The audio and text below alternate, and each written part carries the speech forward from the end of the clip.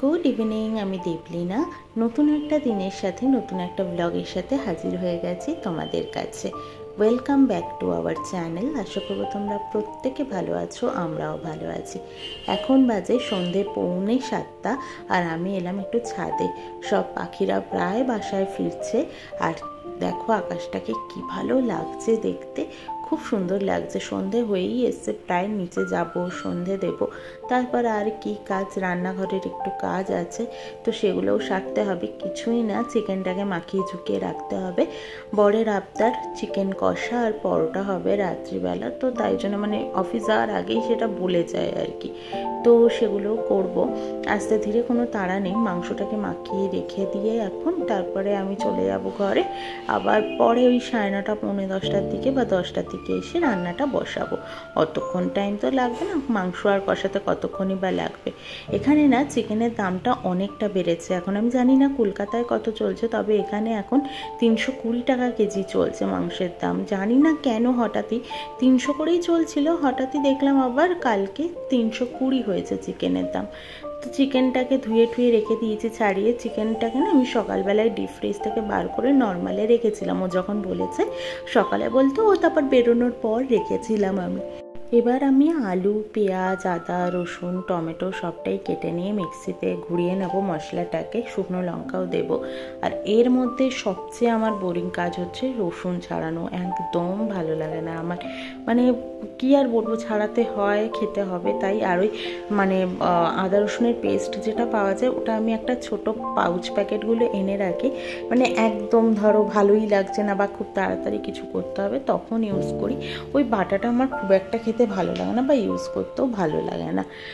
রসুন ছাড়িয়ে বেটে যে সেন্টটা পাওয়া যায়, আমার মনে হয় ওই সেন্টটা পাওয়া যায় না। প্রথমত ওটা আদা রসুন মিক্সড করা থাকে, আর দ্বিতীয় কথাও আমার ঠিক ওই রসুনের গন্ধটা ঠিক পাই না বলেই আমার মনে হয়। আমি জানি না, অনেকেরই অনেক রকম হতে পারে, আমার ভালো লাগে না পার্সোনালি।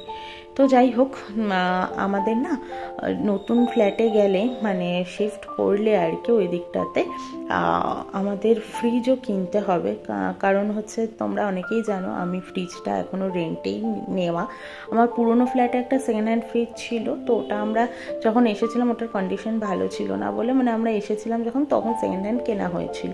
তো তারপর আমরা এখানে আসার পরে আর কেনার গর্জ হয়নি। তার কারণটা হচ্ছে আমরা এখানে ওনারের ফ্রিজটাই রেন্টে পেয়ে গেছিলাম, তো যাওয়ার সময় অবভিয়াসলি ছেড়ে দিয়ে যেতে হবে। আমি যদি রেন্টোমোজো বা অন্য কোথাও থেকে নিতাম তাহলে আমি নিয়ে চলে যেতে পারতাম, কিন্তু এটা ওনারের যেহেতু, তো রেন্টেই ছেড়ে দিয়ে যেতে হবে এটাও ঘরের সাথে সাথে।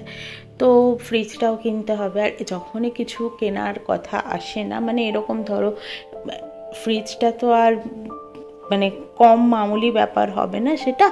আর যদি আমি কিনেও ফেলি এরপর থেকে শিফটিংয়ের সময়ও ঝামেলা, কারণ এই ফ্রিজগুলো ড্যামেজ হওয়ার চান্স বেশি থাকে। তো আমার যখন কিছুই কেনার কথা মাথায় আসে তখন আমি না নিজেই বুঝতে পারি না যে কি করা উচিত। যদিও প্রমির মাথায় এসব আসে কিনা আমি জানি না, তবে আমি যেহেতু একা থাকি, ও বেরিয়ে গেলে তো মাথায় এমনিই দেখবে মেয়েদের মাথায় অনেক কিছু ঘুরতে থাকে। তো আমার মনে হয় সত্যিই কি করা উচিত, কি করব না করব, কিনবো, কেনাটা ঠিক হচ্ছে কিনা। আসলে না বড়রা অনেকেই আমাদেরকে জিজ্ঞেস করে যে আমরা কবে ফিরবো, বা আমরা কি এখানেই থেকে যাব, আমরা কি আর ফিরবো না। আসলে না এই প্রশ্নগুলোর উত্তর আমরা নিজেরাও জানি না। আমাদেরকে ফিরতে হলে প্রমিকে ওখানে জব পেতে হবে, আর কলকাতায় অপশান খুলছে আস্তে আস্তে, ইনফোসিস এসেছে কলকাতায়, তো এরকম খুলছে অপশান। এবার আমি সত্যিই জানি না কি হবে না হবে, আমাদের নৌকো কোথায় গিয়ে ঠেকবে আমরা সত্যিই নিজেরাও জানি না। তো কালকে এটা নিয়ে তো একটু ভাবনা চিন্তা হচ্ছিলই যে সত্যি কি করা উচিত না উচিত এইসব। যখন কিছু কেনার কথা আসে তখন আমি এটা ভাবতে থাকি, আদারওয়াইজ কোনো কারণ নেই ভাবার। এমনিতেও মাথায় একটা চলতে থাকে যে আমরা আদৌ কি করব না করব। আবার চিরজীবন তো ব্যাঙ্গালোরে ভাড়া থেকে এভাবে এটাও সম্ভব নয়। কি করা উচিত আমরা সত্যি নিজেরাও জানি না। তাই যখন এই প্রশ্নগুলো মুখোমুখি আমরা হই না, তখন আমরা নিজেরাও জানি না কি উত্তর দেবো, কারণ আমাদের কাছেই উত্তর নেই, তাদের কি উত্তর দেবো আমরা। তাই এইটা একটা মুশকিলের ব্যাপার তো অবশ্যই পড়ি। তো যাই হোক, এইসব নিয়ে ভাবছি না। যদিও আমরা প্ল্যান করে এগোই, তাতেও আমরা প্ল্যান মাফিক কিছুই করতে পারবো না, যা লেখা আছে কপালে তাই হবে। তো সেসব নিয়ে আর ভাবি না, কারণ সত্যি কথা বলতে এই ফ্লাইটে ওঠার আগে আমরা কিন্তু কলকাতা চলে যাওয়ার জন্য রেডি হচ্ছিলাম। তোমরা যারা আমার পুরনো ফ্লাইটের ভিডিও দেখবে তারা জানো যে আমরা সব নিয়ে কিন্তু কলকাতা যাওয়ার কথা ভেবেছিলাম।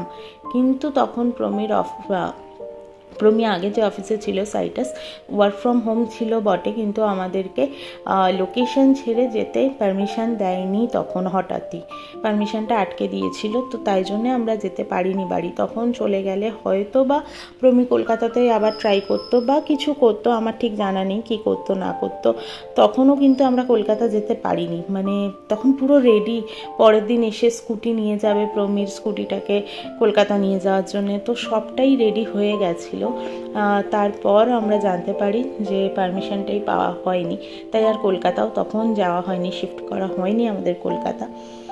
তো এই আর কি, তাই ভাগ্য যেদিকে নিয়ে যাবে সেদিকেই যেতে হবে। আমরা তখন যেতে চেয়েও যেতে পারিনি, আর এরপর যে কি হবে সেটা তো আমরা জানি না। তো চলো, এই কথাগুলো বলতে বলতে পরোটাও মোটামুটি হয়ে গেছে, সেকে নিয়েছি, আর প্রমিও প্রায় চলে এসেছে। আমারকে তো আবার নিচে যেতে হয় ওকে গেটটা খুলে দেওয়ার জন্য, ওর ফিঙ্গারপ্রিন্টটা না মাঝে মধ্যেই গন্ডগোল করে। তোমাদেরকে এর আগেও বলেছি, সেই 6-7 বার দাঁড়িয়ে দাঁড়িয়ে ফিঙ্গারপ্রিন্ট দাও তবে গিয়ে গেট খোলে। আমি জানি না কেন ওটা না একবারে নিতেই যায় না।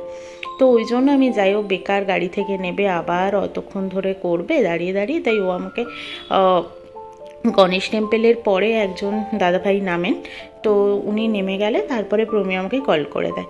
কিন্তু কালকে শুনলাম যে প্রমিরই নাকি ফার্স্ট ড্রপ ছিল, কেন বা কি আমার আর জিজ্ঞেস করা হয়নি অত রাতে, যে কেন ওই দাদা কি অফিস যায়নি বা অন্য গাড়িতে দিয়েছে কিনা তা আমি বলতে পারবো না আর কি। যাই হোক, দেখো এই কথা বলতে বলতে তোমাদের সাথে 3টে পরোটাও আমার সেঁকে নেওয়া হয়ে গেছে। আমি 3টে করে বা 2টো করে সেঁকে নেবো।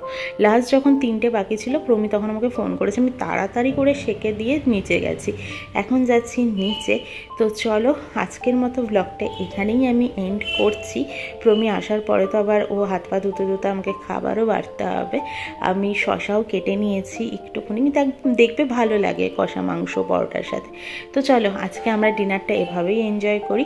আজকের মতো টাটা, কালকে আবারও আসছি একটা নতুন ব্লগের সাথে। আশা করি আগামী দিনেও তোমাদেরকে পাশে পাবো। নতুন বন্ধু হয়ে থাকলে সাবস্ক্রাইব করে পাশে থেকো, আর প্লিজ আমাকে একটু সাপোর্ট করো।